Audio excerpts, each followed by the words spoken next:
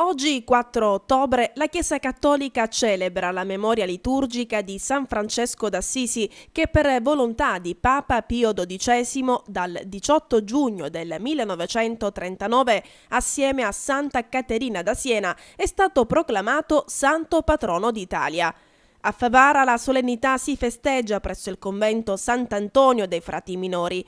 Sulla collina dedicata al poverello di Assisi, da martedì scorso il padre guardiano Fra Giuseppe Maggiore, in collaborazione con numerose associazioni locali, hanno avviato la maratona di solidarietà chiamata Festa della Carità nella Fraternità. Una maxi raccolta di beni da destinare alle famiglie bisognose e agli ospiti della tenda del padre Abramo.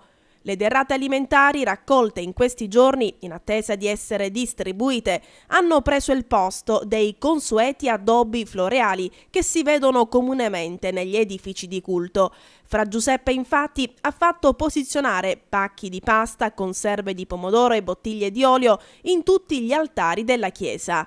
Un segno quindi della condivisione e della solidarietà reciproca di una comunità che, nonostante il grave periodo di crisi economica, quando si tratta di fare beneficenza non si tira mai indietro.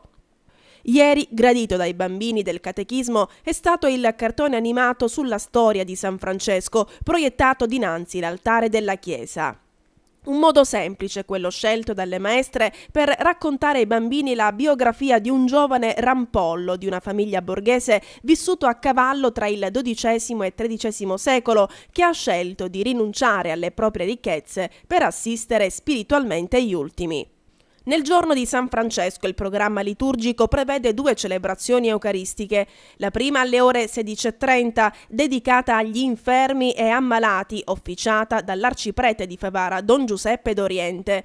La seconda funzione alle ore 19, celebrazione che doveva essere officiata dall'arcivescovo di Agrigento Monsignor Franco Montenegro, ma che dopo la tragedia del mare di ieri si è recato a Lampedusa per stare vicino ai fratelli stranieri e alla cittadinanza isolana.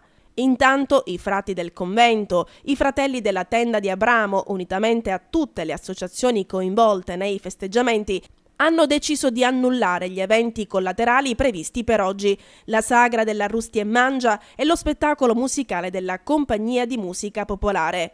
In comunione con il vescovo e la Chiesa agrigentina si innalzano preghiere per i morti in mare.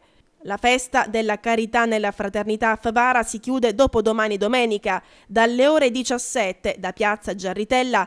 Dalle ore 17 da Piazza Giarritella una sfilata di cavalli percorrerà le vie cittadine fino alla collina San Francesco. L'augurio più bello è quello di essere amanti di Cristo e della convivialità delle differenze.